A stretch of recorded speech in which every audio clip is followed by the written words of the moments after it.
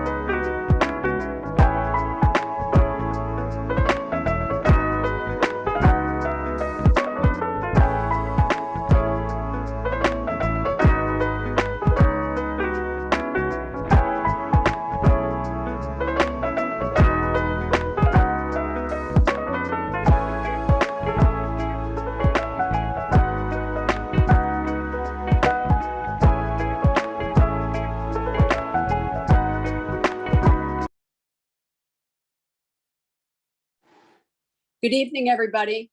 Please note that the chat is disabled and the Q&A will be disabled until about 10 minutes before the Q&A process. This evening, we have Dr. Laura Varden that's going to conduct the webinar. Kashif has been called away unexpectedly. So please be prepared to ask your questions towards the top of the hour, and we will open the Q&A box then. Thank you all very much. Dr. Varden, good afternoon.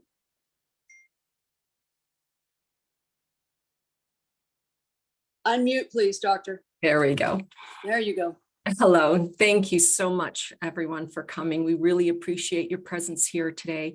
For those of you on the West Coast, on the East Coast, I happen to be on the East Coast, so it's later in the evening. I very much look forward to spending the next couple of hours with you and giving you some wonderful, useful information when it comes to hormones and habit development, and using your DNA reports as information to help you on your health journey. So first of all, my name is Dr. Laura Varden. I am a PhD. I'm not an MD. I don't write prescriptions. I don't diagnose people.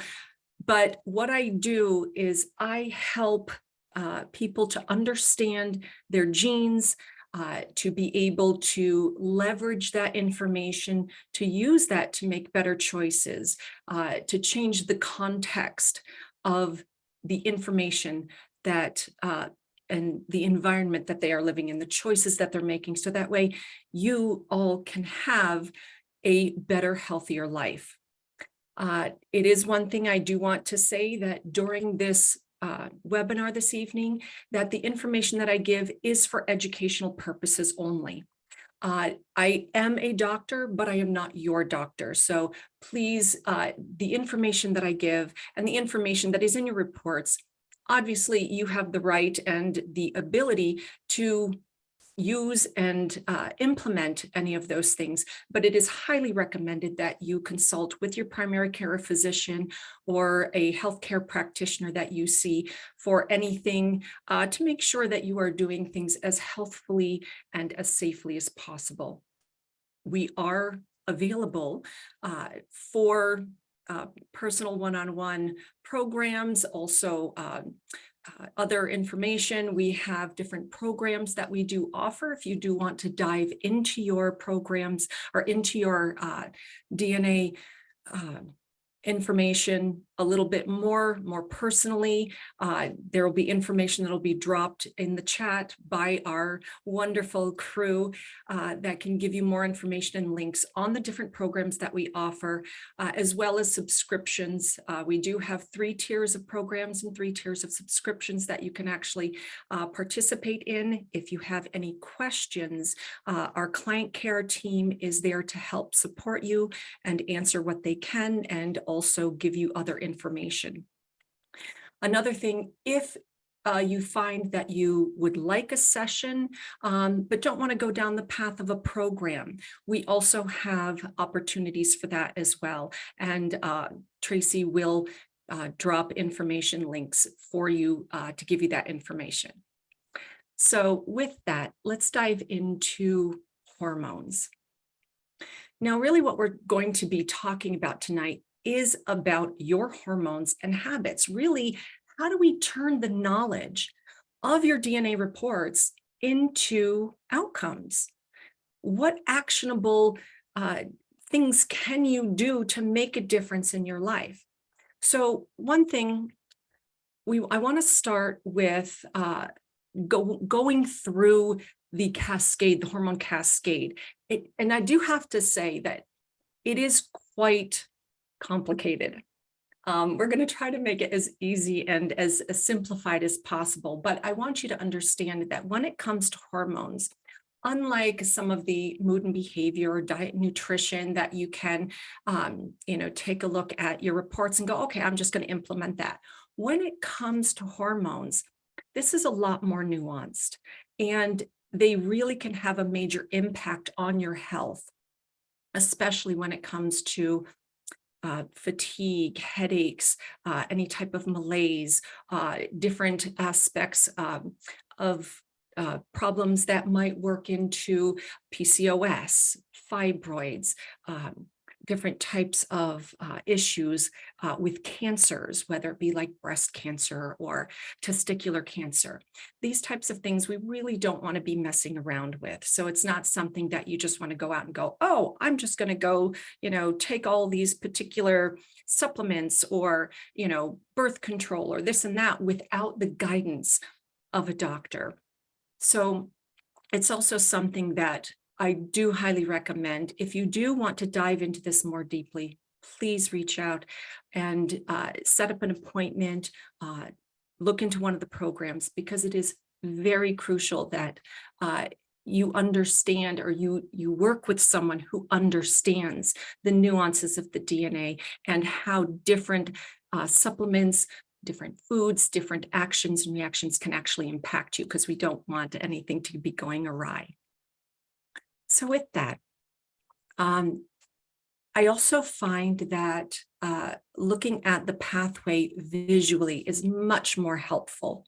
So I have had permission by our president, Kashif Khan, to use his hormone report to be able to walk you through and give you some information on hormones, on the DNA profile, to help you get a better understanding, a deeper understanding of what your reports say. So I would ask if we could please have that brought up on screen. I would really appreciate it.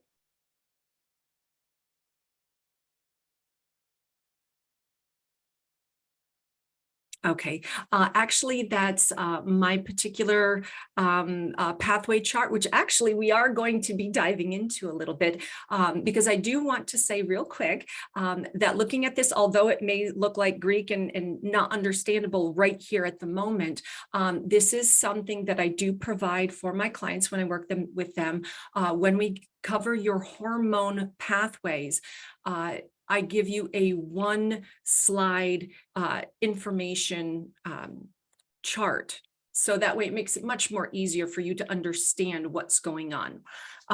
But would it be at all possible if you could bring up Kashif's hormone pulse report, if you have that available? And then we can come back to this. Stand by, doctor. We'll have it there in a moment. Thank you.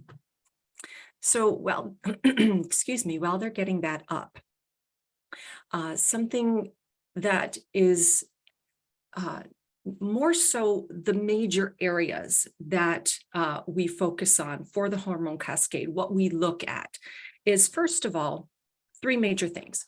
First one, dominance. What do you make? What is your hormone profile stating?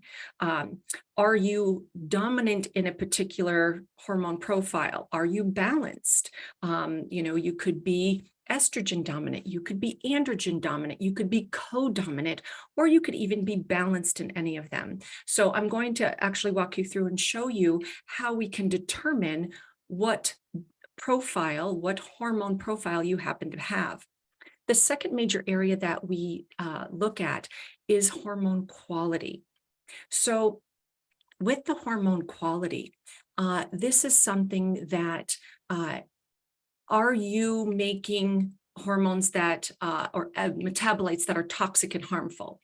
Because this is very important for us to know, to see why are you having, or if you are having any of the symptoms you are, and then what can we do about it, making it clinically relevant. The last major area that we look at is clearance. How well are you clearing the hormones and their metabolites? So that works in with the different detoxification pathways, including your methylation pathway, your antioxidation pathway, and then of course the glucuronidation pathway. And these are different pathways that we look at and go over with you to figure out how well do you clear these metabolites. Now, it does look like we do not happen to have the particular the hormone pathway chart of Kashif. So what I'm going to do is I'm going to just talk to you a little bit about the different hormones, what they do, and then we'll bring my report back up. So that way we can interpret that a little bit better. And that way you can visually see again and put into context the information that I tell you into that visual chart. So first of all, when it comes to hormones, a lot of people have some misunderstandings about what men and women make. That women only make estrogen and men only make the androgens or testosterone. And actually, that is not the case. As human beings, as in all human beings, we all have androgens. And that part of the sex hormones is very important when it comes to helping start puberty. It plays a role in reproductive health, in body development. And both males and females make these androgens. It's just males make more of them. It really is a matter of the proportions, the amount of which, the ratios of which that they have. But men make estrogens, women make testosterones, androgens. So the types of androgens, there are several different types of androgens. And I'm sure when you've gone to the doctor, you've probably seen different labels, okay? Things like androstenedione or DHEA, which is dihydroepiandrosterone. These are the types of androgens that you will see in your lab reports that your doctor takes. And so besides the name of all these, well, what do they do? Well, I've already said some of the things that androgens do, because in all genders, remember, they help with puberty. They help with muscle development. They help with bone density, with red blood cell production. So it's not just in the sex hormones or what we consider our genders or sexual functioning to be. Although, yes, of course, it also helps with sexual desire and function. So specifically the role of androgens in men, this helps them to have a deep voice because it helps lengthen the vocal cords. It helps with hair growth, like on the face, on the scalp, chest, underarms, okay, for women as well. It also helps with sperm development. But specifically for women, androgens help to regulate menstruation. It aids in contraception in pregnancy. It also helps to minimize bone loss, which is very important. And of course, again, with us, with women, it helps stimulate that pubic and underarm hair growth and everything else. So considering all of those things that androgens do, when we consider the levels, well, androgens actually change throughout the day. They do naturally decline with age. And of course, with a woman's age and menstrual cycle, and through menopause, our levels of everything goes down. And it's just like, kind of give us more to work with. But when it comes to estrogens are very important. With estrogen, that actually helps also with bone health. It helps with growth, differentiation, and function of a lot of different tissues in our bodies, and not just those with reproduction. So for estrogen, also this directly affects mood and behavior. One of the reasons why that when it's that time of the month or before our periods, when we start getting a little moody, that's because our estrogen levels and our progesterone levels are really spiking and coming down, and they're on their own roller coaster ride. So it is not that that there's anything wrong with us. It's just that is our hormones. But the nice thing is knowing this information, knowing your particular profile can actually arm you with what you need to be able to help regulate and balance those hormones. So that way you aren't going on such a roller coaster ride of emotions or of premenstrual syndromes, of bad cramps and heavy bleeding and different things that can actually be worked on to have it not be so bad. And this is where we can come in, as health coaches, as practitioners, to help you understand your hormones better so we know where we can dial in and tweak and make some of those changes to make your life that much easier and to help balance your hormones. So, talking a little bit more about estrogens, I had mentioned about the hormone quality. So, what actual metabolites are you making? Are those metabolites the toxic metabolites that are more harmful? Now, this is important to know because when it comes to these estrogen metabolites, if they are at inappropriate levels, this is where it can lead to several issues and risks of cancer, including breast cancer, ovary, prostate for men, testicular cancer for men, because men can have estrogen toxicity as well. And when there is that disproportionate amount of estrogen exposures, that creates those health problems, even those including polycystic ovary syndrome, those premenstrual syndromes, fibrocystic breast tenderness, all kinds of things. And it is within these metabolites that we need to make sure that they can get cleared. So we can't change the genetics that we have, but we can attenuate, meaning we can kind of lower how it's being expressed. It's kind of like having a dimmer switch, okay? So on your dimmer switch, you can move that knob up and down to make it brighter or make it express higher, or make it lower and make it express less, but you are confined within that space. So that space is your genes, what you happen to be able to do. But it's the epigenetic effects. And what I mean by that, it is how we affect that gene to be expressed. Where within that space are we going to move that dimmer switch? Are we going to turn it down some?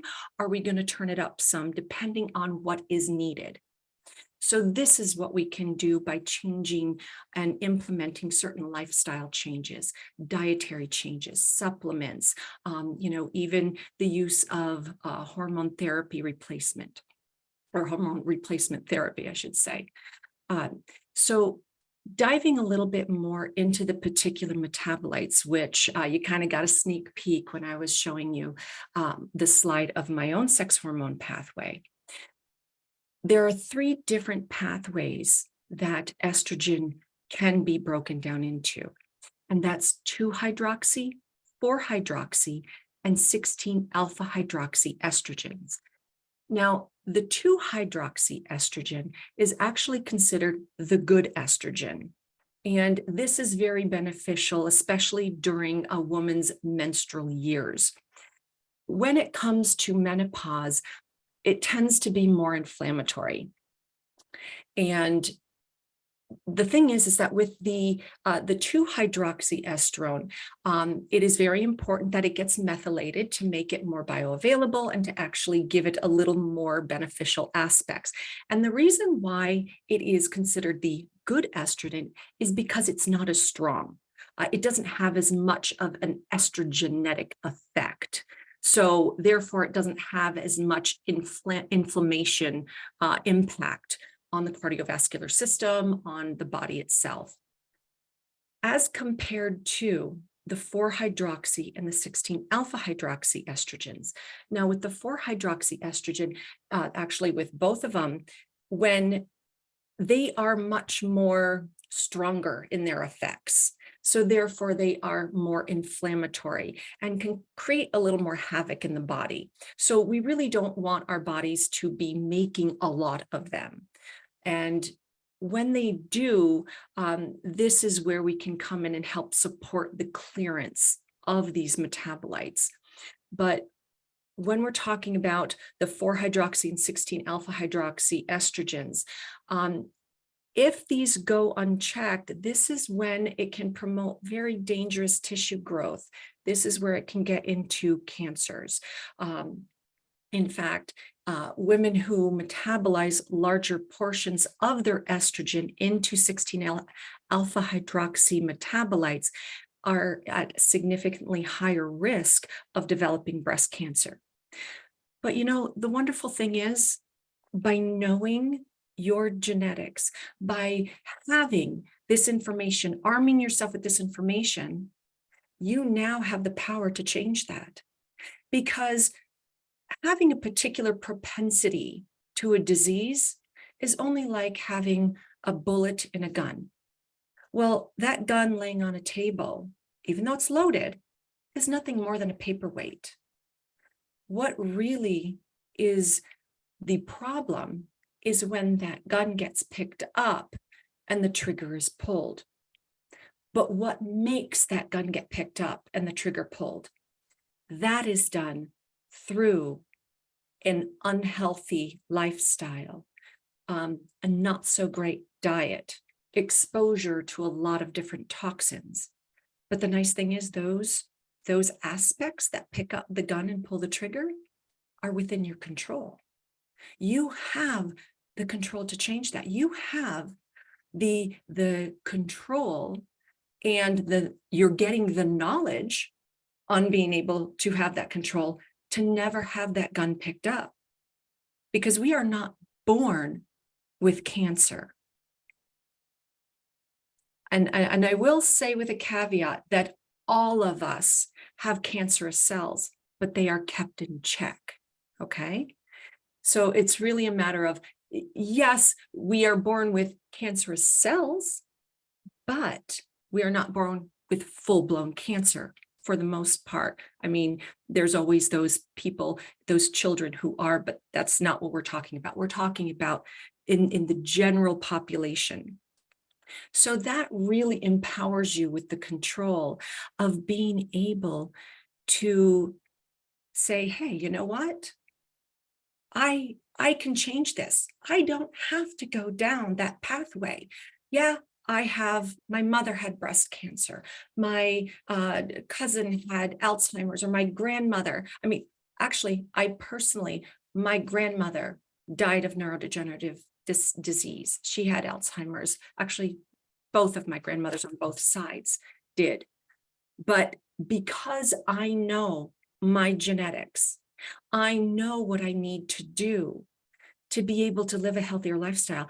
I know that I can prevent myself going down that pathway. I can make the changes necessary. I can change the context of my life, of my genes, to make sure I do not follow a diseased pathway. I can go down one of health, vitality, and thriving. Not to say I haven't had my issues in the past. I've had slight dysplasia of the cervix. I've had, other issues that I've had to deal with that, I'll talk about it in a little bit. So it's something that we are not immune to issues, especially with the stressful lives we live in, but we do have the power to make the changes necessary to not have and be in that diseased state. Or if you are in a diseased state, you are getting that empowerment of information to shift the context to move out of that diseased state. So what I'd like to ask now, if my slide can be put back up, and what I just walked you through will make a lot more sense. So I love the visuals. I work much better on the visuals. So in this, with step one, so first of all, we all have progesterone. We all make progesterone. Progesterone is converted into testosterone. Okay, so again, when we're talking about progesterone, testosterone, dihydrogen, these are all of our androgens that I was talking about. So as a female, this is my sex hormone pathway that I am sharing with all of you to help you understand how all of this works. So when we're talking about progesterone, the CYP17A1 gene is what converts progesterone into testosterone. Now, as you are seeing, there are stoplights here. Now, I want to preface the fact that these stoplights are not meant to represent good, green is good, red is bad. No. What these mean is that they tell how fast the enzyme, that conversion is working, how fast these things are happening. So my CYP17A1, it converts progesterone to testosterone at a slightly increased rate. So therefore, I do make a lot of testosterone. And it is with that determination on how quickly that conversion happens that determines whether your hormone profile is dominant or balanced. If you convert quickly, you have a dominant profile. Now, which dominance we determine as we go looking at these other pathways. But if you have a slow conversion, that means you would have a balanced profile. So when you're looking at your reports, at your hormone, hormone summary, and it says hormone profile, and you have, say, estrogen balanced, okay, then that's how that was determined, okay? So now I happen to convert progesterone into testosterone very quickly. So I've got a lot of testosterone in my body, but testosterone can actually go down different pathways. One of them is the UGT2B17, UGT2B15, CYP3A4. Now, those three together work with the glucuronidation pathway. This helps to clear those hormone metabolites and those hormones out of our system to get rid of it, because we don't want them hanging around too long to create havoc and inflammation and other problems. So it's good to get them cleared. I clear them quickly. So even though I make a lot of testosterone, a lot of it gets cleared. Okay, so I'm not left with a lot of testosterone concentration. Another way that testosterone can go is that it can actually bind to the receptors. And that's what the AR stands for. That's called androgen receptor. And these are on cells, and that stoplight, it tells how well does testosterone bind to the receptor. Now, I happen to bind my testosterone to that receptor very well, very efficiently. And when testosterone enters the cell, then it'll exert its influence and do what it does. So another pathway that testosterone can take is to be converted into dihydrotestosterone. That is done through the SRD5A2 gene.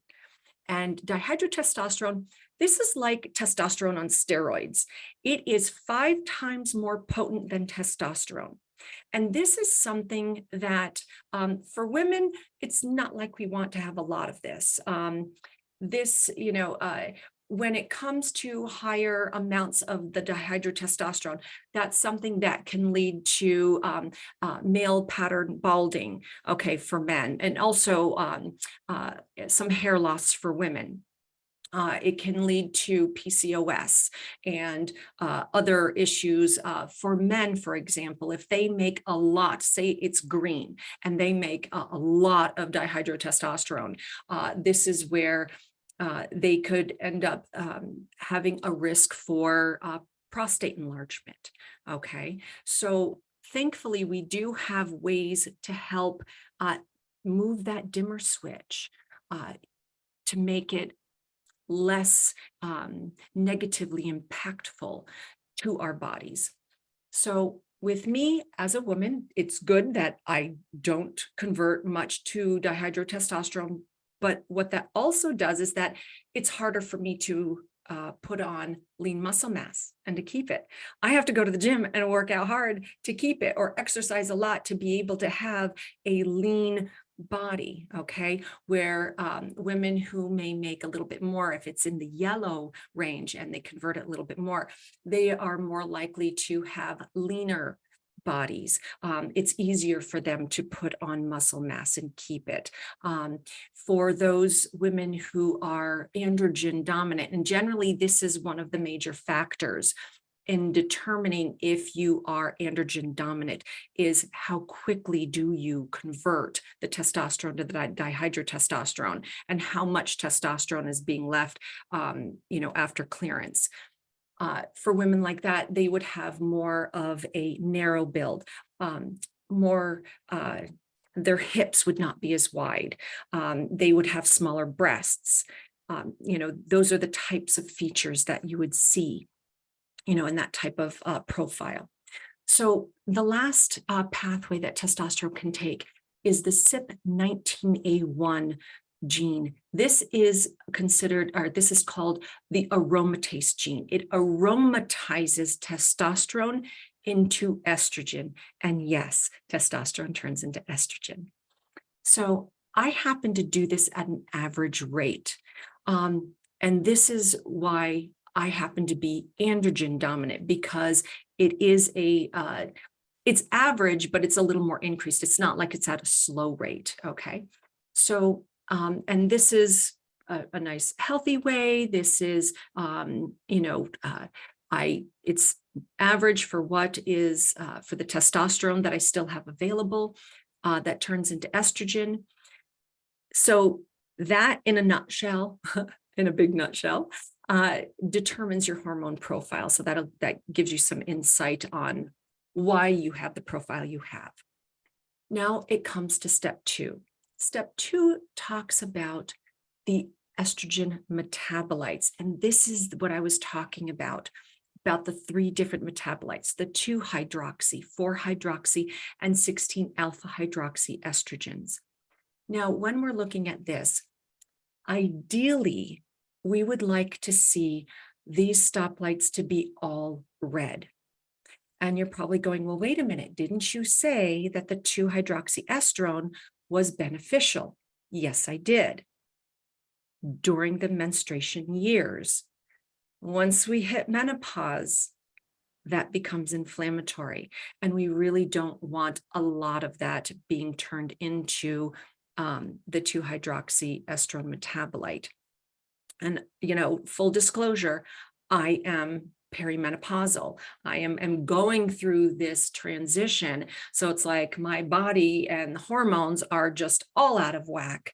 Trying to, figure out where things are going. And so this is really important for me to know, to say, okay, how can I support my body during this very tumultuous time of my hormones doing whatever they're doing? I don't know what they're doing. They obviously know what they're doing, but I'm in the dark here. So I'm going to shed some light on how to figure all of this out by using my DNA.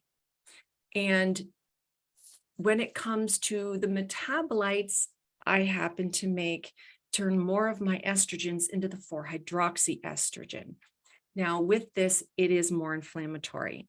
So this is something I have to keep in mind when it comes to my cardiovascular system, when it comes to the different aspects and clinical presentations that I happen to have. So because I don't have the greatest cardiovascular profile, I actually have a 5G. I'm sure many of you have already, been sorting through your reports and looking at these different things. And when it comes to the cardiovascular system, these estrogen metabolites are very impactful because they travel through your bloodstream. So it's knowing, okay, well, in my cardiovascular system, how sensitive am I to these metabolites, to these inflammatory insults, that can hurt it. And mine's quite sensitive. And I have some other issues when it comes to my cardiovascular system that I have to be aware of. So this is why it's so important that you don't just take the ball and run with it and say, oh, okay, well, I'm just going to take DIM, or I'm just going to take, these particular supplements, because there's a lot more involved. And again, I want to stress the fact that hormones are very intricate, very complex. And this is definitely the one area that I highly recommend seeing a practitioner, working with one of our team members to help navigate and look at all of these different aspects of your hormones, of your chart, not just that, but your detoxification pathways, which we're going to jump into in a second, and your cardiovascular profile. There's so many nuances, because when it comes to genes, your genes do not exist in a vacuum. It's not just this one gene. Oh, my MTHFR, is suboptimal, so I need to go out and get, methylfolate. Well, no, there's a lot more than that. There's a whole pathway there that's very, very important.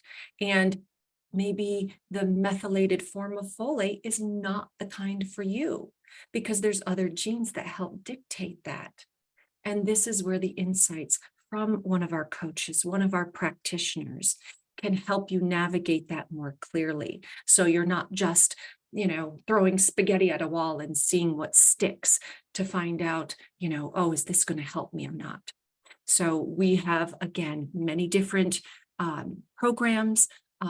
We've got the subscription, and you can also have one of us, if you want to work with me or one of the other practitioners for just a single session to kind of tease out some of this information. We are here to help you. So diving back into the step 2, the metabolites that we produce. For the estrogens, the 16-alpha hydroxyestrogen, remember I said this is the most inflammatory and problematic of the estrogen metabolites. I do happen to make them at a slow rate. And one thing I do want to mention is, just because it's a red light doesn't mean we do not make them at all. It just means that we make them slowly. And which is actually very nice, because that gives our body a chance for our detoxification pathways to do their jobs, which comes into step 3. So for step 3, this is where we eliminate those hormones, those toxic byproducts that are made. So the 4 different detoxification genes, pathways that we look at that are associated with your hormones are your COMT gene. This is related with your methylation pathway, which, so the COMT you can see on the left, methylation on the far right. Now, with COMT, what that does is it actually puts the methyl group on that substrate, on that estrogen metabolite, to move it, to make it more water soluble, so that way it can just be cleared right out of the system. So we can pee it out, we can poop it out, which is why it's really important we're pooping. And yes, we do talk about poop because it's very, very important. We don't want to be reabsorbing toxins in our system. So I will say, as a public service announcement plug, poop is important. Don't be afraid to talk about it. And you should be going 1 to 3 times a day. Yes, that is normal. Okay. If you basically, as many times as you eat in a day, you should be going. And it's very important for you to be clearing the toxins out of your body. We don't want them reabsorbed. So COMT, that puts that methyl group on. I personally do that at an average rate. So I can keep up with things and it's working as long as I don't get overloaded. When it comes to the GST genes, these represent your glutathione conjugation pathway. And with the glutathione conjugation pathway, this is your GSTT1, GSTM1, and GSTP1 genes. And of course, That works in with how many copies do you have? How well are you doing this? So we're not going to dive too deeply at the moment into those. But the fact is that when it comes to the glutathione conjugation pathway genes, the GSTT1 and the GSTM1 are actually copy number variants. So how many copies do you have? Do you have both copies from, one from your mom, one from your dad? So you can have a total of 2 at max. Do you only have 1 or do you have 0? The same thing with the GSTM1, which actually deals more with the microbiome and the gut health and the toxin removal there. Do you have 2 copies, 1 copy, or 0 copies? With the GSTP1, that works in with that single nucleotide polymorphism. That is dealing more with aerosolized toxins, things that we breathe in, mold toxins, sensitivity to perfume smells or different things like that. Now, it doesn't show right here, but I happen to have 2 copies of my GSTT1, which works with your cardiovascular system, that main superhighway for, all the things moving in our bodies. I have 2 copies of my GSTM1, which you would think, oh, that's great. It's, doing its job and it can really get rid of those toxins in the gut and everything else. But what we have found is when you have 2 copies of your GSTM1, it actually is a little overaggressive. It's kind of like someone hurt on the side of the road. And in the normal sense, you would have maybe an ambulance come, patch them up, all good. Well, in my case, with 2 copies, oh, it's not just the ambulance, it's the police, it's the fire department, it's everybody. It's just kind of a little overkill, which can kind of create its own issues. And so that's one of the reasons why my GST is in the red. Okay, well, I have a little bit of an issue with clearing some of those toxins. My SOD2, that works with antioxidation. That helps with the mitochondrial health, that helps with glutathione to clear out any kind of toxins to make sure that your mitochondria are working efficiently and functioning correctly. So I happen to do that very quickly. So I do clear out antioxidants well. So that is in the green for me because I do it fast.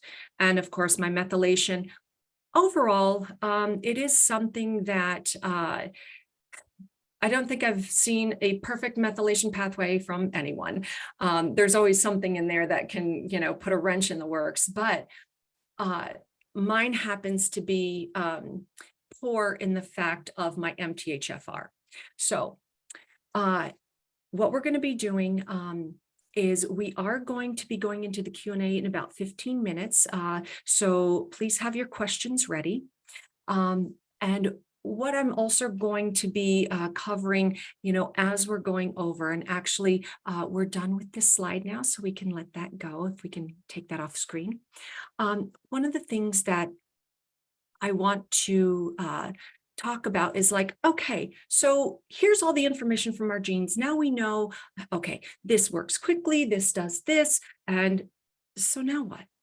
Okay, so what do I do? What about, how do I implement these strategies that me, Dr. Laura, other practitioners, the health coaches in our group, how am I going to implement that?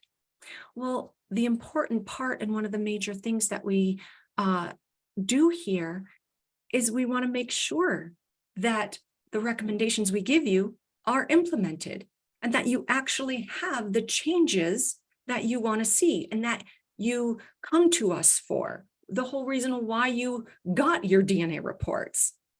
And we at the DNA company, we're not experts at behavior change. So what we did is we went to an expert. We actually spoke with someone, and his name happens to be Dr. BJ Fogg. He is the author of Tiny Habits. He actually runs Stanford's Behavioral Change Lab.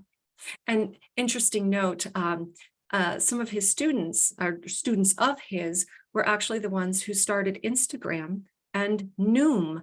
If anyone is familiar with that, it's a weight loss app program.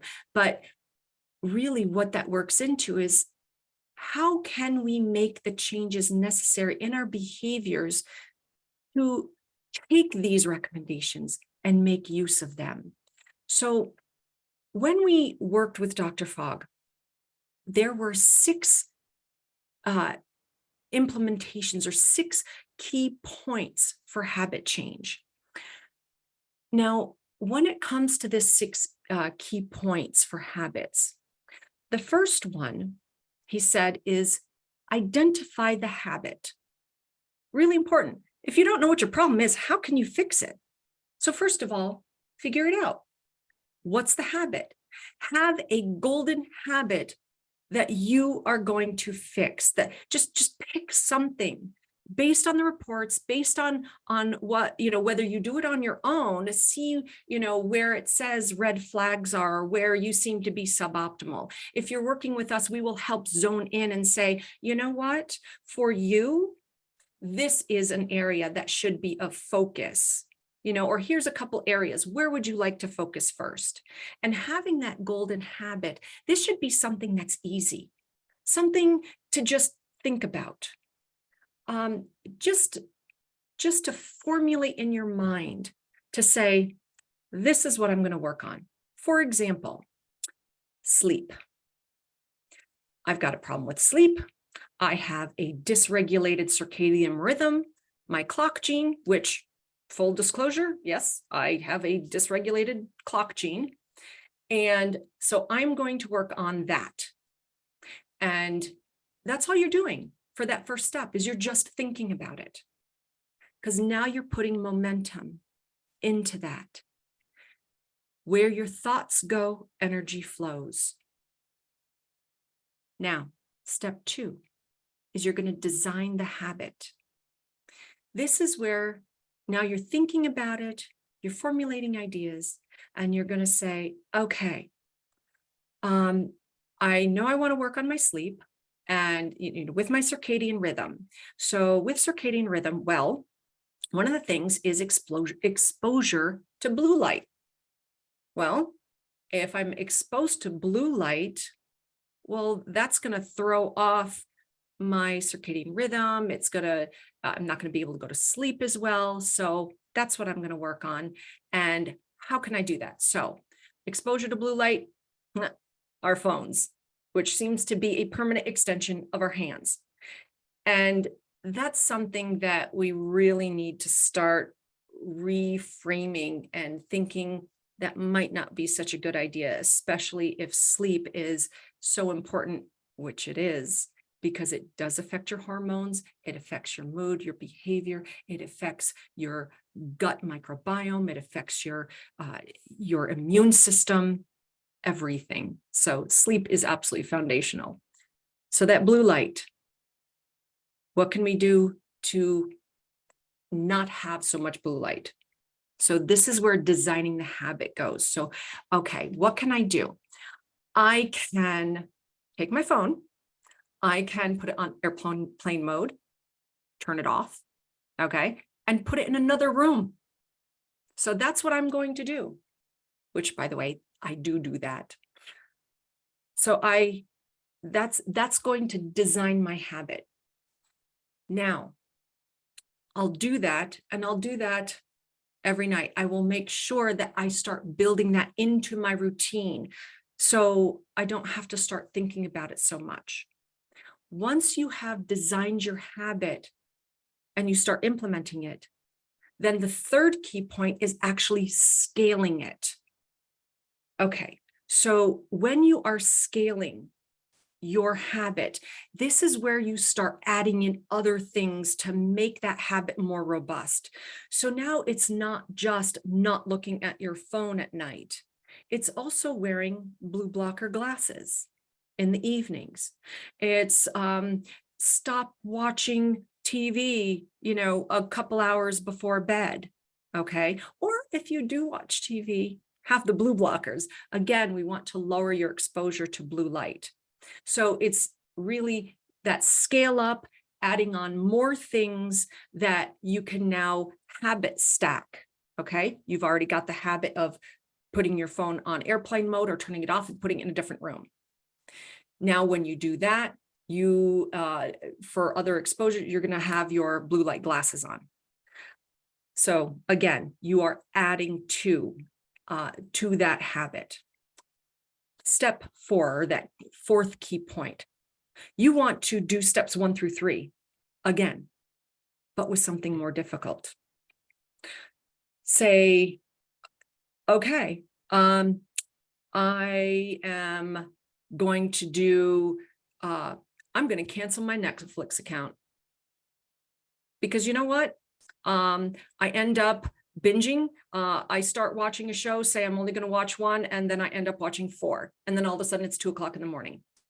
And yes, I've done that before. So it's something, now that you've got some of the easiest stuff out of the way, now you can start doing some more difficult things that when at first you probably never would have thought, oh gosh, I'll cancel my Netflix subscription. And you were probably like, oh, hell no, there's shows I don't want to see. I'm not ready for that yet. Now you can be ready for that. Now you can start adding in to habits, things that you weren't ready for. The key step 5, this works into identity change. This is where those habits that you have been implementing for weeks now, and even months, you've been adding on more difficult things that are now easier to implement. This has now become part of who you are. Just like someone saying, I'm a vegetarian.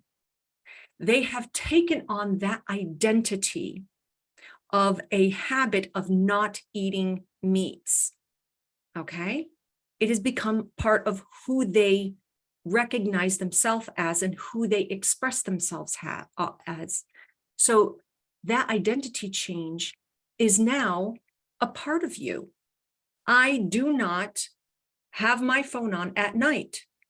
I'm sorry if you call me, my phone's off. It's in the other room. I have my TV off. I'm not watching shows and I'm not binging, well, maybe periodically every once in a long while, but on a regular basis, I am not, staying up until 2, 3 o'clock in the morning watching Netflix shows. That is not me. Okay. And so it is taking on the identity change when real change happens, more permanent change. And finally, that 6th habit works in going from being an implementer to being an advocate. You are now an advocate telling other people, your family members are now doing these things, are now turning off their phones, are now putting things away, are now taking on the behaviors and the habits that you have implemented. Just a reminder that question and answer will be in about 5 minutes. The question and answer box is available for you to drop in your questions. So please make sure that you put them in. Getting back to the key points. When you become an advocate for those good, healthy lifestyle changes, the behavior changes, the eating of good food, eating organic foods, having well-sourced meats and fish, and doing that, it disseminates to other people. For example, my husband, I really was pushing, the healthier eating. I started working toward having more organic foods. And he is an incredible gardener. I mean, he's got the greenest thumb of anyone I've ever known. He can make anything grow. And I encouraged him to growing certain vegetables, herbs, and things just took off. He started taking over and implementing growing other vegetables and different varieties, and then, giving them away to other people so they would have good, healthy foods. So much so that he has changed his diet, where he's dropped quite a bit of weight and is in some of the best health that he's ever been in. He's 73 years old and weighs like 162 pounds, is on no medication, and it is very, very active, takes care of gardens in the greenhouse all by himself. That is how you can impact those around you, by making those habits, those changes, to the point where it becomes your identity, and then you become an advocate and start changing the lives of those around you, those closest to you, and then those further out. And then they start making those changes, start becoming advocates, and start changing those around them as well. And this is where we have a health revolution, a revolution of information, of health, longevity, and it starts with you. It starts with making and identifying the habit you want to change. So again, the 6 points. First one, identify the habit. Pick something you want to fix. Number 2, design the habit. Determine what you're going to do to make that change. 3, you want to scale the habit. Start adding on more things to make that habit more robust. 4, you're going to do steps 1 through 3 again, but with something more difficult. 5, identify that change. Bring it into your own identity. And 6, going from an implementer to an advocate. That is when change becomes permanent. So we are at the top of the hour, actually in about maybe 30 seconds. So we will be starting the Q&A. And let's see.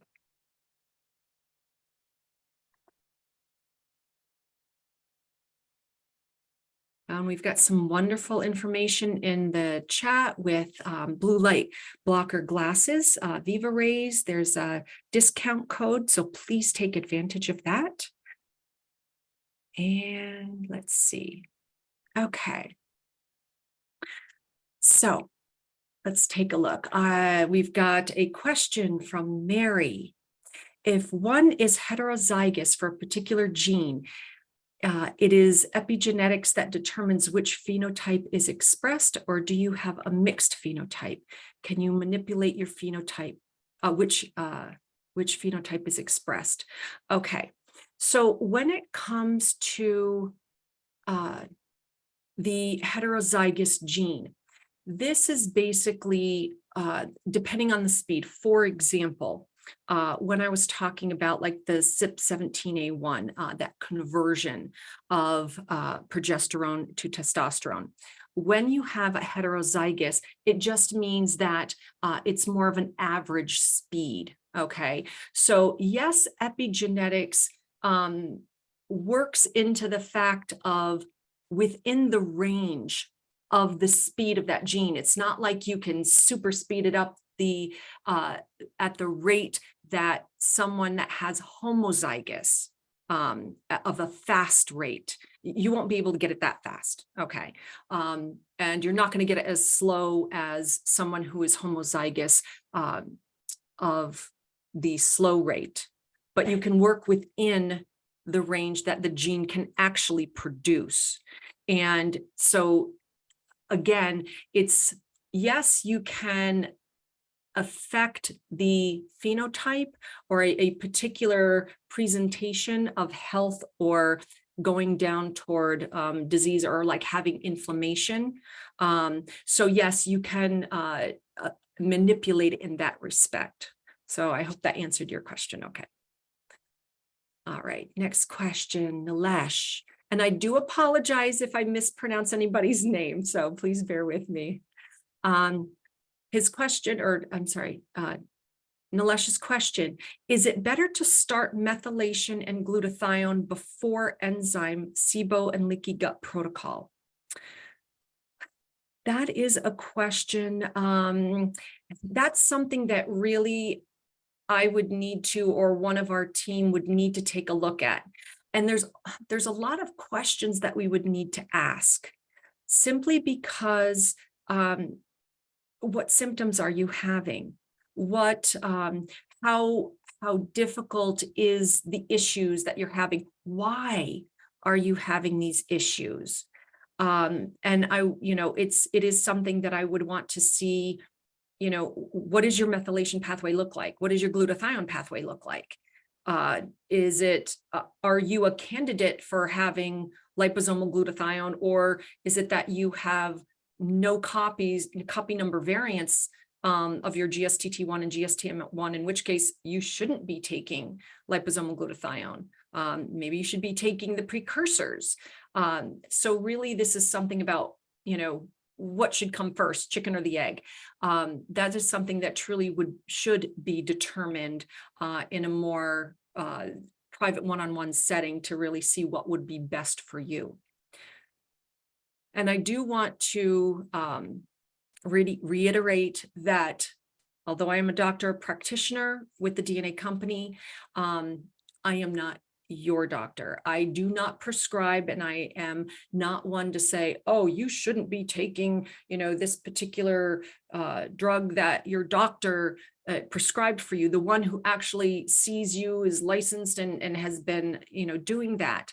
What I am doing, and I am giving you information to arm you, so that way you have a better idea of what your pathway says, where you may be falling short, or if your doctor wants to give you liposomal glutathione and doesn't realize you have no copy number variants of your GSTT1, that maybe that's not the best thing. Or if you were taking it and then you've had some adverse reactions and didn't know why, that can give you insight into going, oh, well, maybe that was the reason. So we do work with your doctors. We collaborate with them if they are so willing, to speak with us, to work with us. We are very much in line to working as a team to giving you the best information and the best help possible. Okay, and let's see. Another question, which gene supplement can cause low blood pressure? Okay, that the ACE gene and the NOS gene are the NOS3 and ACE, angiotensin converting enzyme, and the nitric oxide reductase. These are the ones that work more with blood pressure.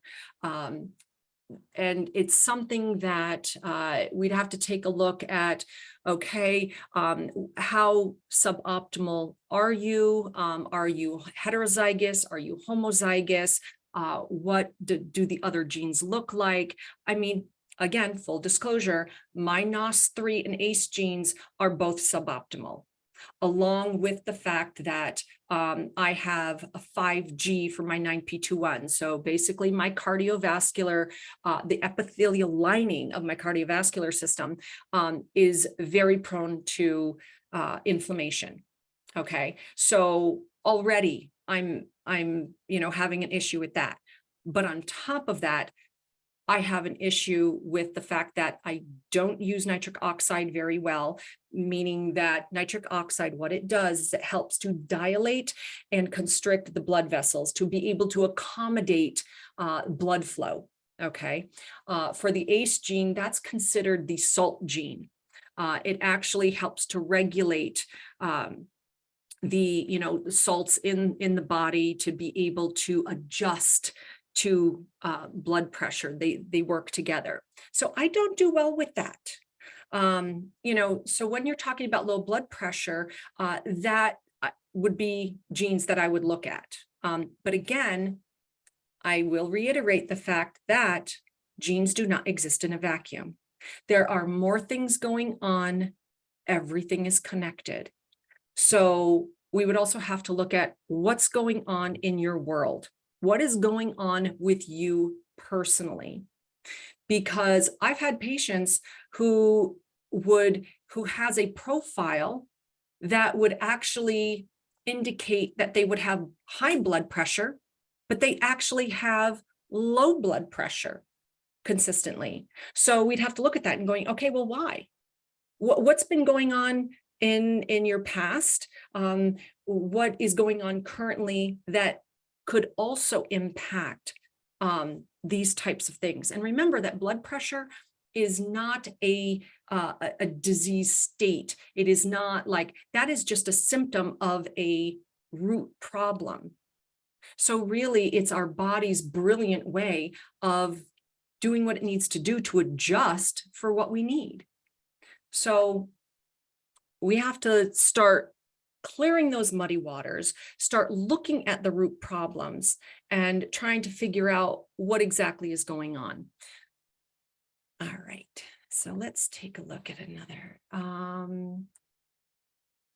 Adriana has a question. How do I lower estrogen toxicity? I'm 48 and androgen dominant. What are the ideal levels for estrogen, testosterone, and progesterone? Okay, so when it comes to lowering estrogen toxicity, there are ways of dealing with this. Again, for information purposes only, I will say that it is something that you need to speak with your doctor, this is only for educational purposes. But having said that, when you're talking about estrogen toxicity, a couple things we're looking at is, first of all, we want to see about lessening the conversion. If you are making more metabolites for, like, say, the 4-hydroxyestrone, like me, okay?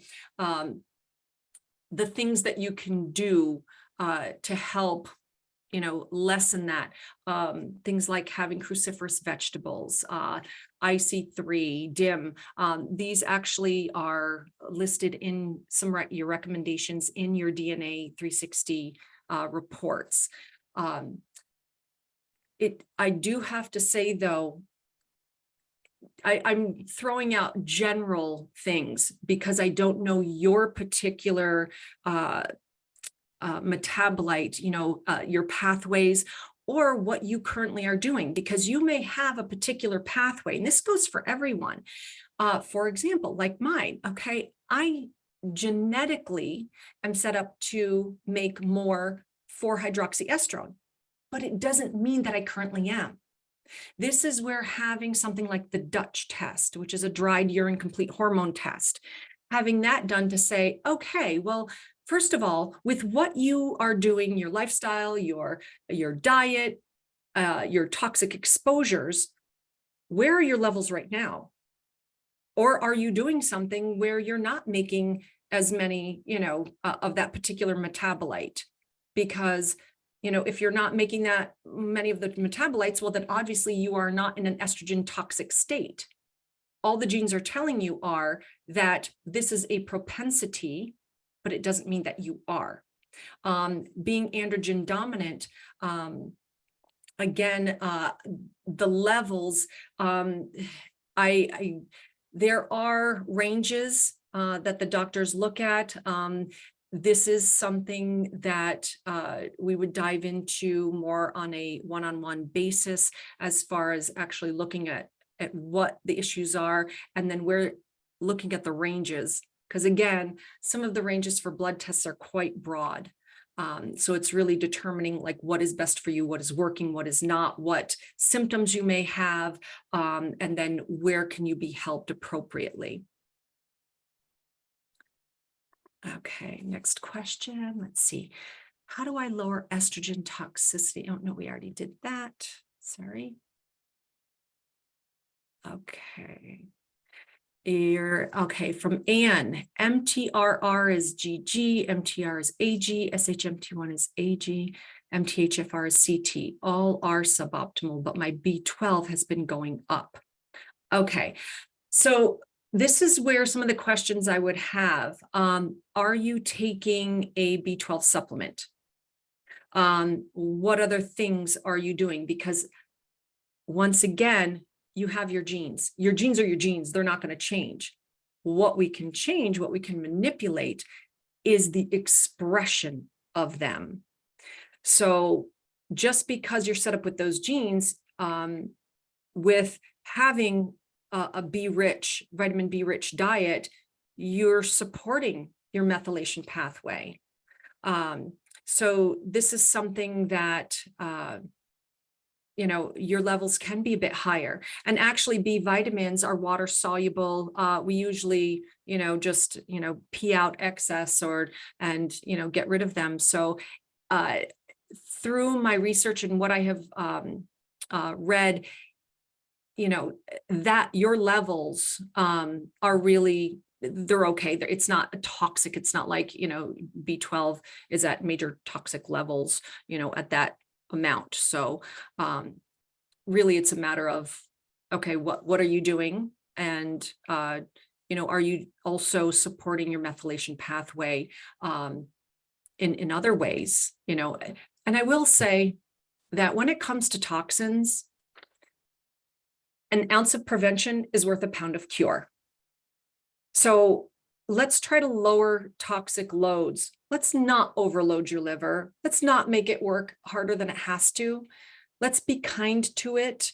And let's try not to expose ourselves to endocrine disruptors and, all of these other types of toxins that our body has to handle, which, by the way, when it comes to endocrine disruptors, some of you, may say, okay, well, I've got this particular pathway, but I'm, my hormones are like way off and I'm not understanding why I'm having these,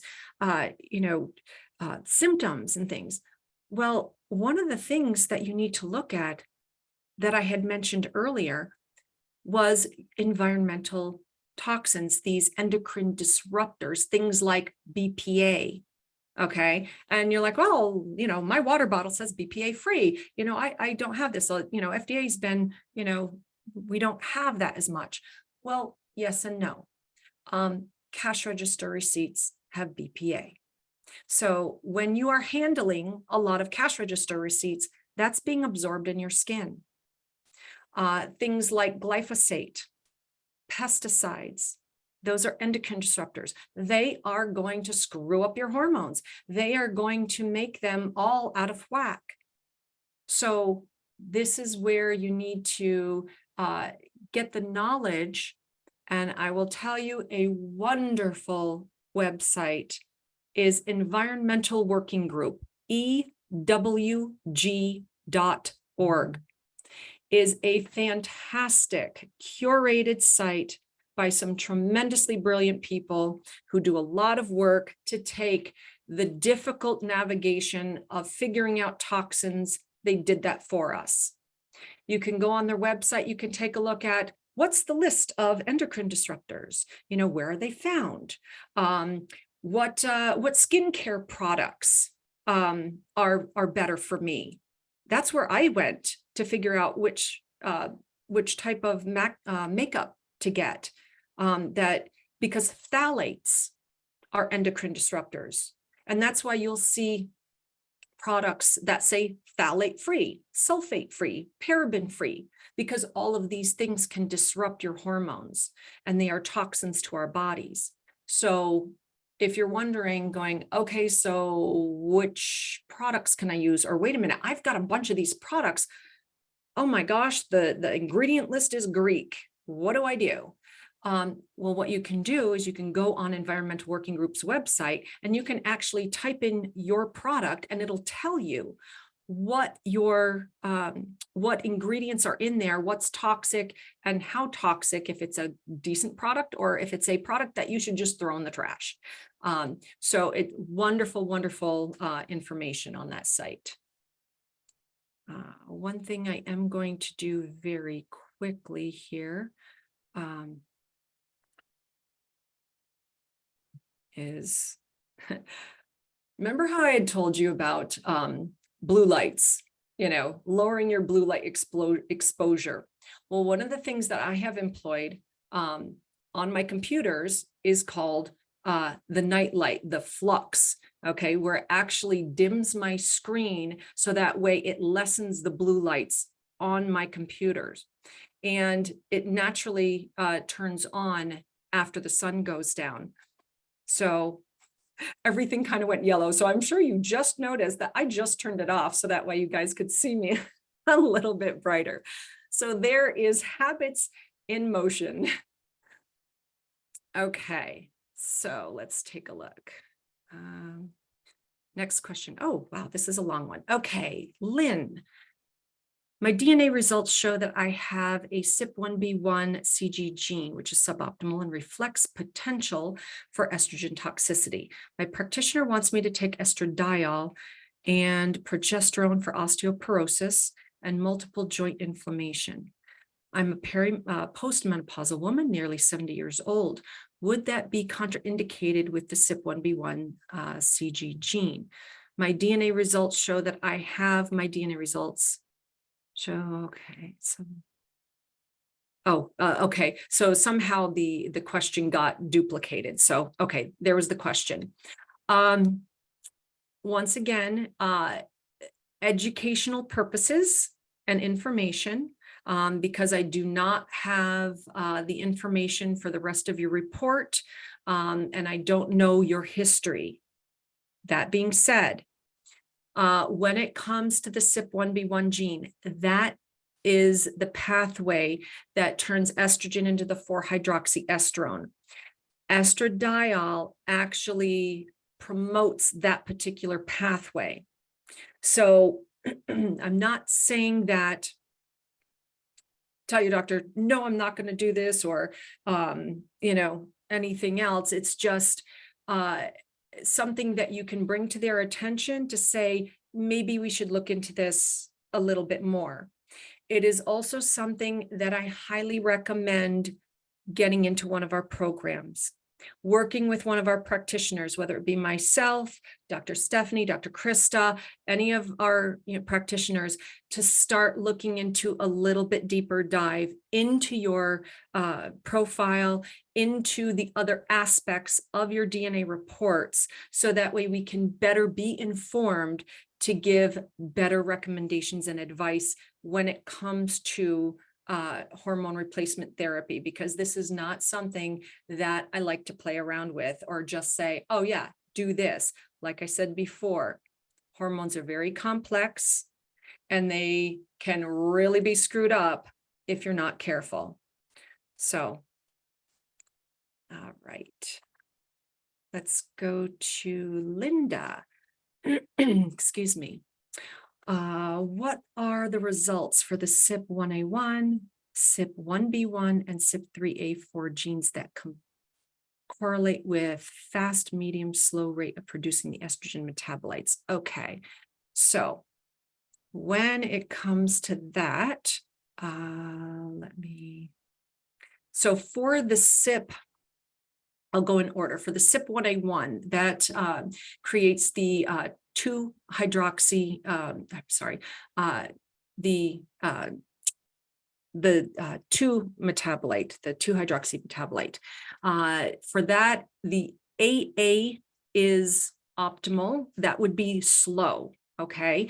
AG would be more increased, and the GG would be very fast conversion to the 2-hydroxyestrone. For the CYP1B1, the CC version would be the slow optimal conversion rate. When you start adding in a G allele, that is when you start increasing the rate of it turning into the 4-hydroxyestrone metabolite. For the CYP3A4, this is where the AA version is your optimal slow conversion version, okay? When you start adding in a G allele, this is where you start increasing that conversion into the 16-hydroxyestrone. Okay. Next, Catherine, 52-year-old female, premenopause. right there with you, girl. Actually, that's how old I am too. So in the same camp, and much love. So I'm sure that, and I truly hope that this information is insightful and provides you with some love and understanding. So also, if you have any other questions, please jump on our website on the links. You can take a look at any of our subscriptions if you're interested in learning more to be able to navigate menopause better. Okay, let's see. LG. I had ovarian germ cell cancer 32 years ago. I started topical Biast and DHEA and oral progesterone a few years ago. My DNA profile shows slow 19A1, fast 17A1, and do not clear toxins and oxidants well. Yeah, this is something, when it comes to hormone replacement contraindications for you, this you really need to consult your doctor, the prescribing physician. If they do not know enough, or you want them to be involved with knowing about the DNA, this is where I highly recommend getting into one of our programs. And then the practitioner that is working with you can collaborate with your gynecologist or the doctor, the prescribing doctor, because as I've said before, very complex. There is so much more involved.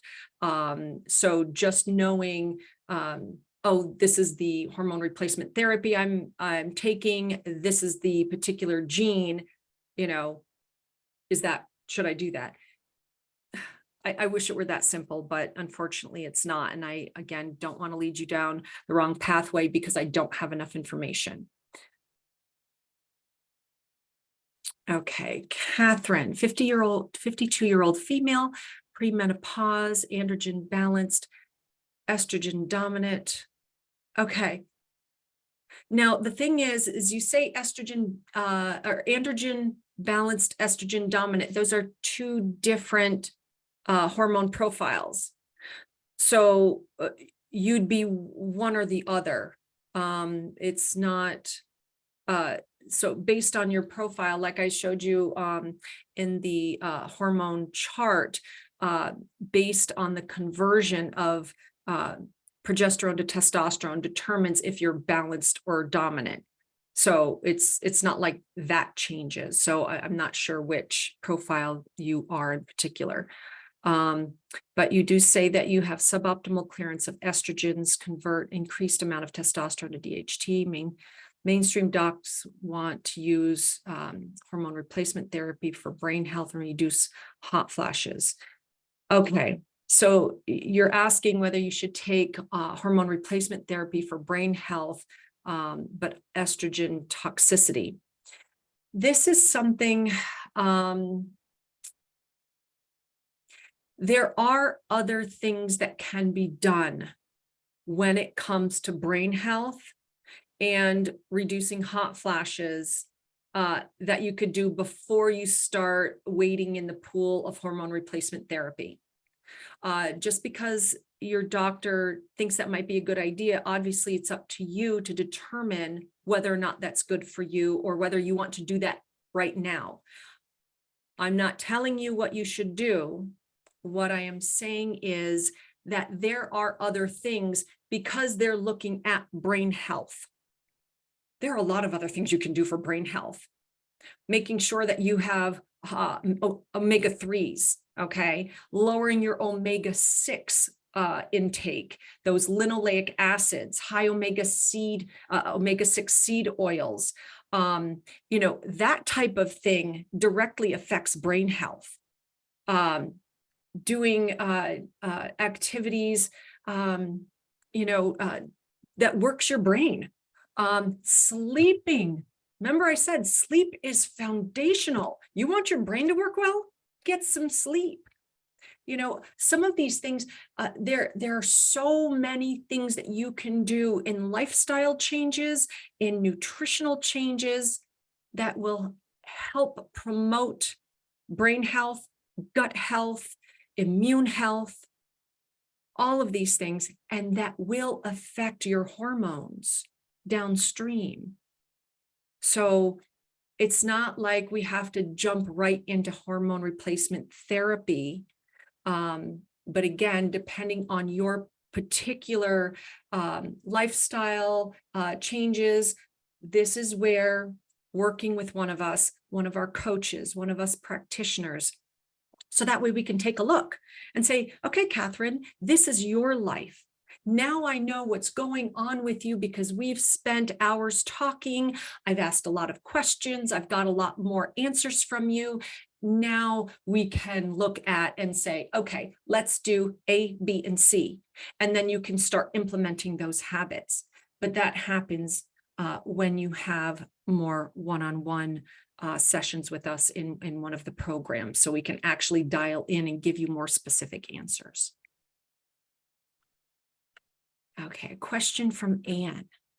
Does ApoA2-GG have anything to do with higher cholesterol? How would you make changes to lower? Okay, so for, let's take a look. I don't have all of the, variants memorized. So I just, I'm going to take a quick look and then I can tell you.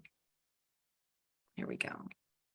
Okay, so for, that's the, you said ApoA2. Okay, that's, it's more the ApoE. Works with the levels of cholesterol, and that can be found in your cardiovascular profile. For the ApoA2, that works more into how well does your body utilize, break down and utilize the fat as energy, as well as its association to fat intake to fat gain. The thing with cholesterol, and when you're looking at cholesterol levels, namely like LDL. So this is where we get into like HDLs, LDLs, HDL, the good cholesterol, the LDLs, the bad cholesterol. I really don't like that, simply because they're both very necessary. And, they're being given these, this bad rap, when it comes to the way that they, for what they do. And I'll tell you why. Because when it comes to cholesterol, cholesterol is necessary. First of all, it's the backbone of our sex hormones, okay? It also is very important for brain health because most of our brain is fat, okay? We need that cholesterol. Cholesterol is also very necessary for the integrity of all of our cellular membranes, okay? So all of our cells are actually wrapped around and held together by a bilipid layer. That means a double fat layer. Cholesterol is part of that. For healthy cells, for healthy membranes of the cells, we need the cholesterol. We don't want our cholesterol to be super low, because then you're not going to be able to make many hormones, sex hormones. You're not going to have that, the fatty tissues that you need for your brain, for brain health, okay? Not to mention, in the cardiovascular system, cholesterol is used like a salve. It is used like Vaseline. When you have inflammatory insults, okay, when you get microabrasions and inflammation in your cardiovascular system, cholesterol to the rescue. Cholesterol is brought from the liver to that site of inflammation to cover it up, to protect it so it can heal. Cholesterol does not travel in the bloodstream by itself. It can't. It needs to be taxied. This is where your HDLs and LDLs come from. This is why they're important, because the LDL, which the ApoE is, okay, ApoA2, that's we have that in our diet and nutrition aspect, but The ApoE is actually a low density lipoprotein. It's an LDL that transports cholesterol from the liver to that site of inflammation. Well, that's necessary. We need that. If that's not working, if we knock those numbers down, then we're still going to have the inflammation. Now we're not going to have anything to protect it. So what we need to do is stop looking at the number of LDLs and say, oh no, your LDL levels, your cholesterol is too high. We need to knock that down. Well, what happens when you have the inflammation? Instead, let's look deeper. Let's dig deeper and look at the root cause. Why are you having the inflammation in the first place? Are you making too many estrogen metabolites that are causing inflammation? Are you being exposed to a lot of other toxins in your environment that is causing the inflammation? Why don't we work on that? Why don't we start lowering those insults? And that cholesterol being needed will automatically go down because it won't be needed. So this is where looking into the genes is very important. Where knowing your profile and where we can start targeting to help you make the changes necessary, to maybe take a look going, okay, well, I've got a lot of inflammation, or my methylation pathway is not very good, or my GSTT1, I don't have any copies. So I'm having more inflammation, I'm not clearing it so well. So then we go, okay, well, let's support that. Okay, let's give you, NAC, selenium, milk thistle, and alpha lipoic acid, which happen to be ingredients in our detox optimizer to help support the glutathione conjugation pathway. Or let's support the methylation pathway by, having one of these, having your vitamin B complexes, and we actually happen to have a methylation optimizer in our DNA inspired supplements that you can get on our website. We also have a vitamin B12 sublingual that you can have that helps support people, even the ones that are most suboptimal in their methylation pathway. Our particular supplement allows the form of B12, which is adenosylcobalamin, something that they can take. People who don't have problems with it can still take it because they can still utilize it, but we are helping those of the weakest genetic disposition. We're helping everyone.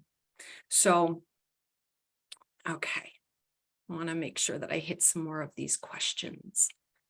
All right, so Adriana, I'm 48 androgen dominant and still have regular periods. What should I do to keep my regular period as long as I can? I don't want to go to menopause yet. Yeah, I don't either. But it is something that there are things that you can do just through more healthful living. And we're talking about having your diet, lifestyle, sleep. When you keep your hormones in balance, you will have more regular periods. You will have, things will balance out, okay? Let's see. It is one of those things, though, that when your body is ready for menopause, it will go through it. It's just, how difficult is the process going to be? It doesn't need to be real difficult. I mean, me going through, I really have little to no hot flashes, very minor, where I've got a friend of mine who it's absolutely debilitating, but she also doesn't eat very well. She has some bad habits. I'm trying to get her to change them to alleviate having to go through, those types of symptoms, but it is something that just a healthier lifestyle and a better diet will definitely help. Okay, so let's see. Katie, what are the gene profiles for the estrogen metabolites? Okay, we've already covered those. Okay. And let's see, Adrian, thank you for your explanation of the hormone pathways. One question, how do I translate these results into your stoplights? Okay, so when we're talking about the stoplights, remember it works off of the speed of which. So for, let's see,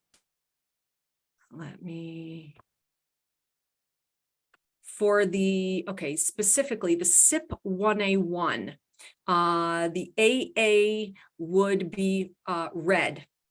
Okay, the CYP1B1CG would be yellow. The CYP3A4 with an AA would be red. Okay. Okay, Kathy. What does it mean to have GSTT1 0 as well as a GSTM1 2? One is nothing and the other is strong. Okay, actually, yes. The GSTT1, that means you have no copies. That means your body has a more difficult time removing toxins, especially from your cardiovascular system. That works into getting rid of any xenobiotics, any other toxins that enter your main system. When it comes to GSTM1, that's that overaggressive, like I was explaining that I have. Where that deals more with toxin removal, more so in the gut. That deals with the health of the microbiome of the lungs and gut. So this is where it's a little over aggressive. Okay, so moving on, because we want to make sure to get to more people. Okay, so Barbara, I have no copies in GSTT1 or GSTM1. Anything I can do to lessen the impact of that? Yes. And it is one of those things where you're probably very sensitive to toxins, which actually can be very empowering because you will make changes much more quickly than other people, which I will say is a good thing, because it's almost like a canary in a coal mine where you will stop doing that thing that is causing the problem. So you won't have the more long-term issues where people who do have those copies, they will keep getting exposed because they're not being affected so much. Unless they realize it and make changes beforehand, they will end up filling their toxic bucket and won't make the changes until they're actually having major issues. So things you can do to lessen the impact. In this particular case, supporting your glutathione conjugation pathway. This would be providing your body with the precursors for glutathione. This is your NAC, N-acetylcysteine, selenium, milk thistle, alpha lipoic acid. The amino acids that make up glutathione are cysteine, glutamate, and glycine. Okay, so making sure you get those precursors are a way for you to support your glutathione conjugation pathway. And again, we have a detox optimizer that has those ingredients in it. So you can always visit our website and take a look at our products, our DNA-inspired supplements. Okay, Stella. What impact does not having GSTT1 and GSTM1 on menopause symptoms? And does glutathione benefit? Okay. Okay, so if you're someone who has no copies, like our previous person that I answered the question to, yes, as far as menopause symptoms, anytime you are having your estrogens or metabolites being affected, it is going to throw an even more crazy roller coaster when it comes to menopause. So this is something, again, if you don't have those genes, if you have 0 copy numbers, that's where you want to focus to support that. When it comes to menopausal symptoms or hormonal symptoms, those will be worked out downstream. Focus on where your major red flag is. So in this case, yeah, I would say if you have no copy number variants of those genes, then that's definitely something that should be supported, and which I've already mentioned a few times. So, all right, let's see. Anne has another question. With a vitamin D hydroxy of 83.1, wow, fantastic. That's actually optimal. I like seeing that. Am I overriding my CYP2R1 GG and VDR-TT? Yes. Obviously, if you have levels of your vitamin D, and actually it's a 25 hydroxy D is the test that checks your vitamin D levels. It's actually specifically the storage protein of vitamin D, but it's a good reflection of your vitamin D3 levels. I personally like to see vitamin D levels no less than 50 nanograms per milliliter.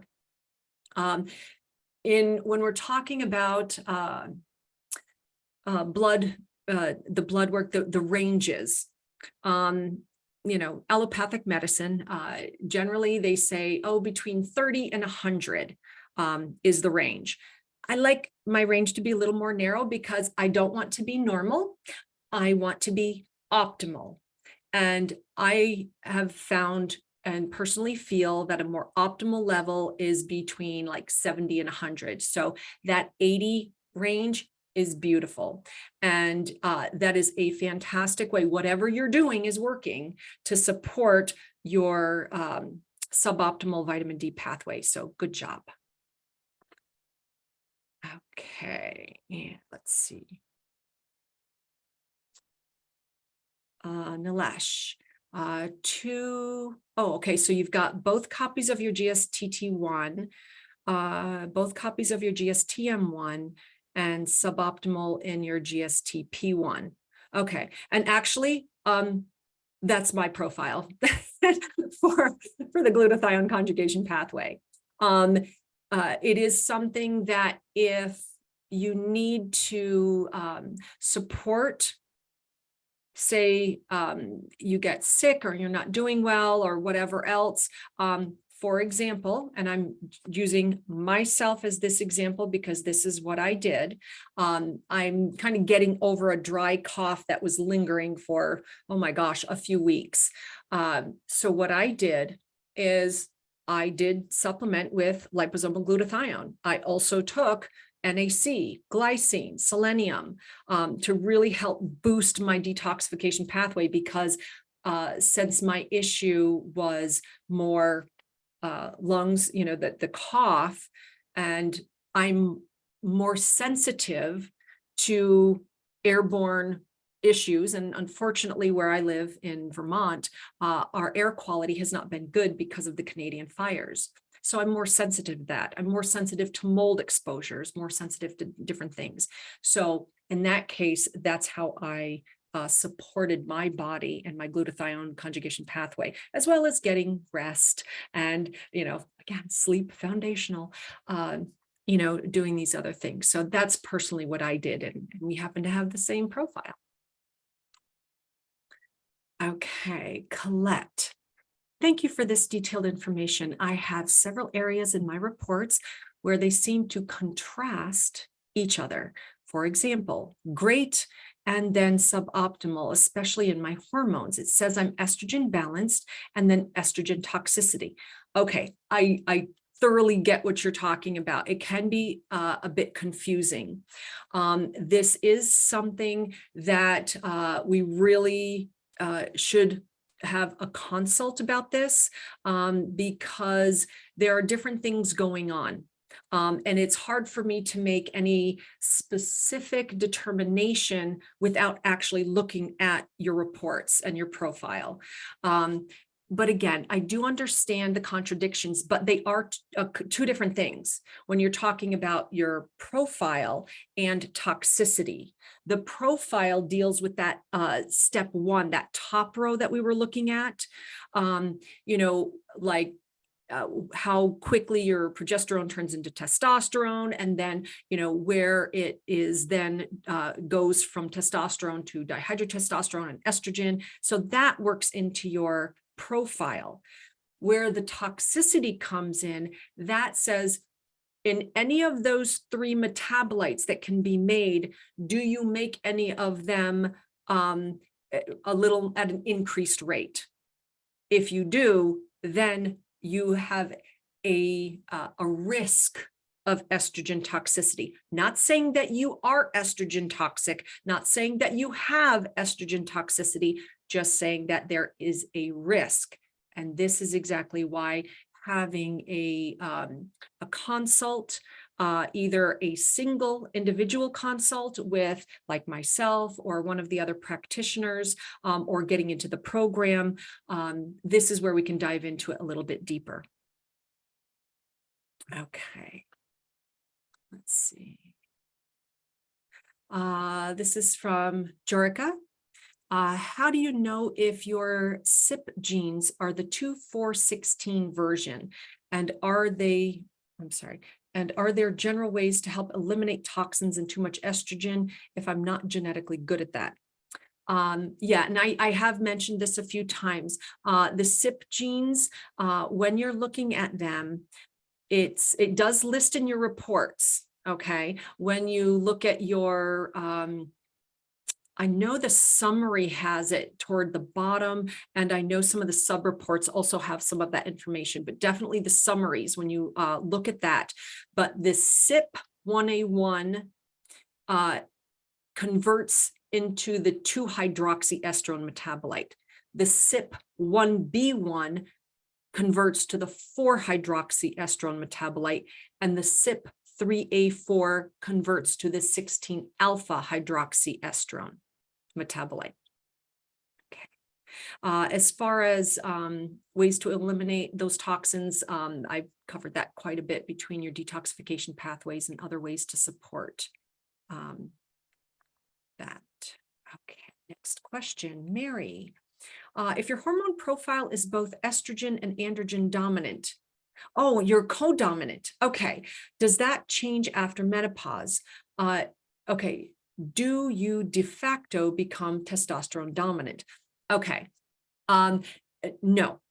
Actually, your hormone profile is your hormone profile. That will not change. The presentation of which, for example, if you go and get a Dutch test, or if you have your hormones tested, your levels could be different, obviously, because those will change depending on, excuse me, on your exposures to endocrine disruptors, the foods that you're eating, the lifestyle that you're living. If you happen to be using your testosterone and working out a lot, then you will be, your body gives you what you're asking it to give.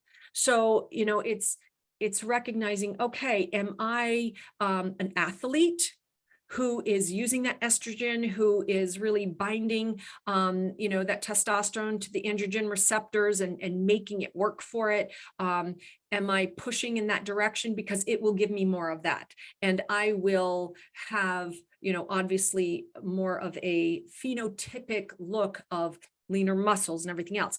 Or am I, say, a stay-at-home mom and I don't exercise very much and I'm not, well, then your body isn't needing all that testosterone. You are not pushing it toward that.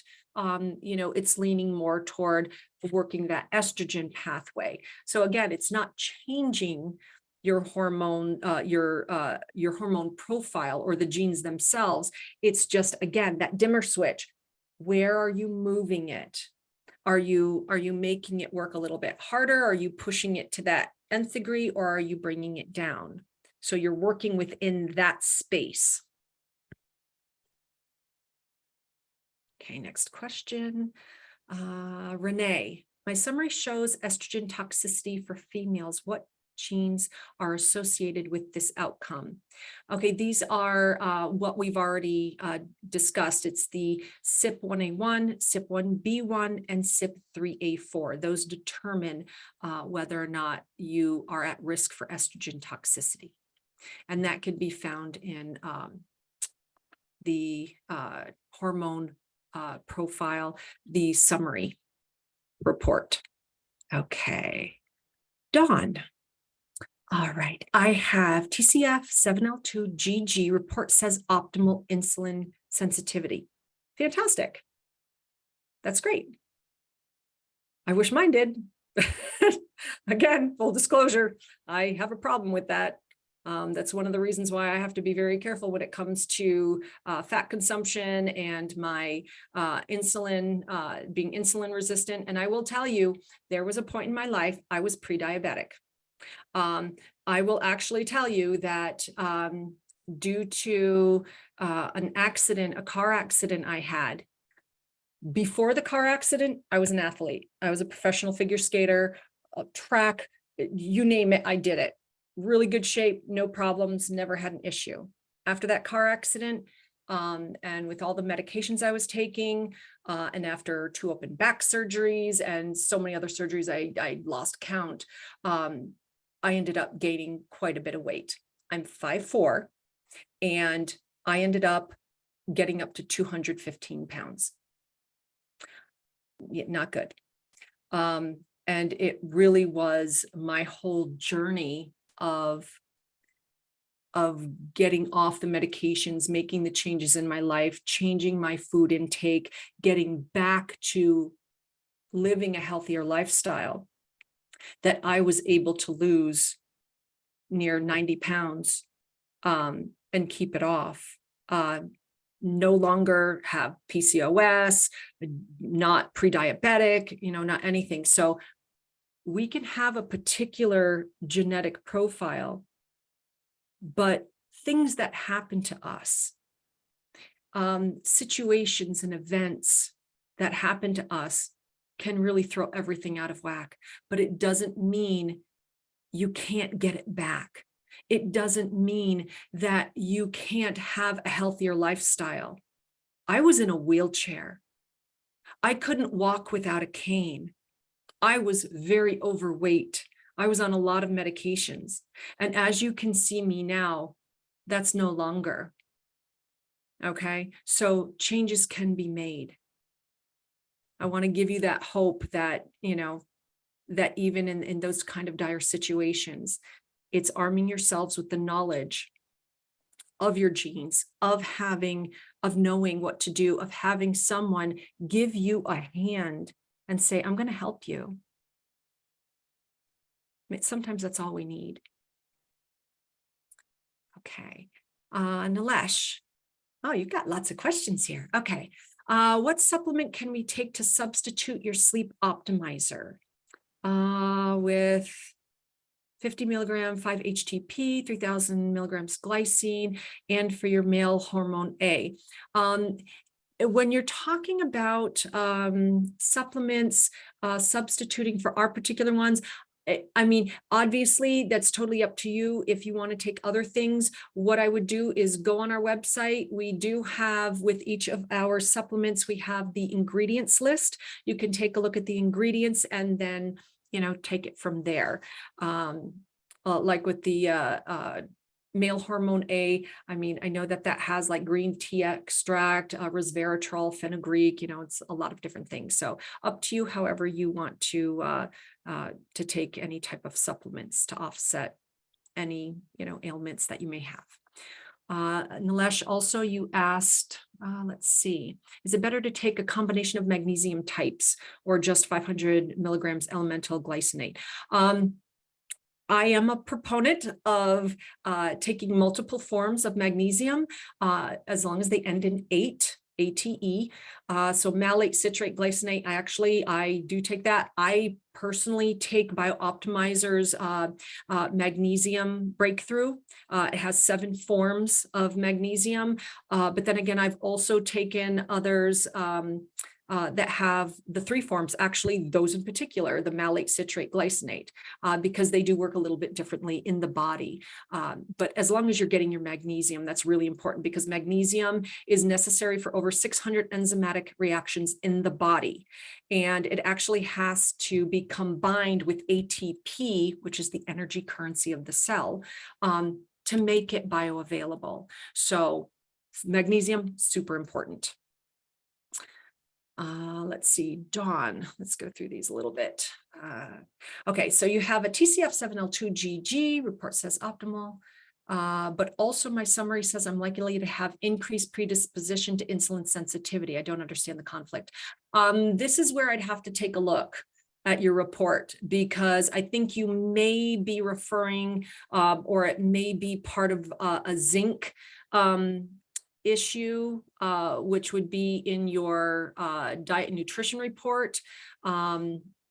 Again, I would have to see exactly what you're looking at, because there are other things that are involved when it comes to insulin sensitivity, not just the TCF7L2 gene. Remember, genes do not exist in a vacuum. They're like players on a team. You can't play the game with just one player. And also, your team is only as good as the weakest player. The others will help to supplement and lift that weaker player up to offset any problems. But again, we can't just take one gene and we go, oh yeah, this is the answer. No, because there's so many different things and they all interact. Caffeine, is it toxic to the body? Good question, Agnes. Caffeine in and itself is not. Of course, it also depends on how much you're taking in, the concentration of which, but actually caffeine has been shown to have nootropic effects. And that means that it is something that helps with brain functioning, with longevity. Dave Asprey actually has some wonderful articles, blogs about this. Of course, you know, being the one who came up with bulletproof coffee, loves his caffeine. Where toxicity can usually sneak in is with coffee beans, generally because they can be mold toxins that can sneak in. And that's a lot of times what causes the issues, where people will get jittery and you know, have other issues. So this is something that, you know, you have to be aware of. Okay, I know that there's a few more questions and I do apologize. We are coming up at the top of the hour. Let's see. I could probably take a look. Okay, let me see what I can do about powering through a few more of these, okay? I will skip over some of the ones that we have discussed before that covered like the GST genes, because we've already covered those. Let's see, don't mind me for a moment. I'm just going to visually read through them quietly to catch something that we haven't touched on yet. Let's see. Oh, here's a good one. Okay, this is from Dawn. GPX-CC is fast, but SOD2-TT is slow. These were supposed to match, but would be the result of this combination. What are the concerns for this? Okay, so really this works into the antioxidation pathway in the mitochondria. This deals with trying to get rid of the oxidants, those things that can cause aging and wreak havoc in the mitochondria. So SOD2 is what is, okay, I like to look out of it like there are two people doing the dishes. SOD2 is the dishwasher. They're the ones that take the dirty dish and scrub it clean and make the suds. Those suds are hydrogen peroxide. Hydrogen peroxide is very necessary. We just don't want it hanging around too long. It is necessary, just like we put it on a cut and it bubbles up, because it kills bacteria. It helps break down those toxins that are in the cell, okay? So we do need it around. But if it's around too long, it could start like bleaching hair, you know, how we used to put it on our hair to make it blonde during the summer. Well, it's the same type of thing, but in the cell, and it can age it more quickly. So this is where we prefer to have SOD2 and GPX working at the same rate. So if you have a slow SOD2, you've got a lot of dirty dishes piling up, those oxidants that can cause tissue damage, okay? But when SOD2 does scrub those dishes, GPX is the dish rinser. He's rinsing the suds, the hydrogen peroxide away. He turns the hydrogen peroxide to oxygen and water. And because yours is fast and your SOD2 is slow, he's like, it barely gives SOD2 the time to wash the dishes. And he's like, oh, give me that dish. I'm going to rinse it. Give me that dish. Okay. So it's not allowing the hydrogen peroxide to do its job well enough. So this is where we need to support your antioxidation pathway by making sure that you have the antioxidants necessary. Vitamin C is a great antioxidant. Vitamin A, D, E, you know, a lot of these vitamins are all antioxidants. So this is just something to be aware of. All right. Good question. Okay. Nilesh again. Okay. Can we exfoliate naturally after 30 years old on autopilot? Okay. How can we exfoliate naturally after 30 years old on autopilot instead of manually? If I'm reading your question, that's more of a general question on making habit changes. This is something that you really, it's in the mindset. Are you ready to make the change? Are you willing to make the change? You have to be hungry for it. And it is something that when I work with clients, if you're not hungry for it, if you are not ready to make the change, then you're not going to see changes. You've got to want it. And what we're here to do is to give you that information to help you do that. We educate you, we empower you to make those changes, but ultimately it is up to you to do that, because you can only control yourself. So it is one of those things that self-discipline of saying, I'm ready for the change. A lot of times when you're ready for the change, but you don't know what to do, is because you don't have the information. And that's where we come in. And this is where I highly encourage you. You've already taken that first step of getting your DNA reports. If you want to take it further, reach out. You can go into the subscription programs. Okay, if you're not ready to do a one-on-one program, if you are, jump in. We are here to help you. We will take you and go through all of this and really start dialing in to help you figure out what you need to do, to help work into making those habits that BJ Fogg gave us, to make those behavioral changes stick, to start making those changes your identity, so you become the best you possible, so you can take years of aging off, so you can live a longer life more healthfully. Because we all, I'm sure, wouldn't mind living longer, as long as our longer life is a healthful life. We don't want to live to 100 if we're, if you can't remember your own name and can't move. Okay. So the nice thing is having this information, we cannot go down that pathway. We can choose to have health. And that's what I wish for all of you.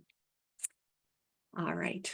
I would like to say thank you. Thank you so much, everyone.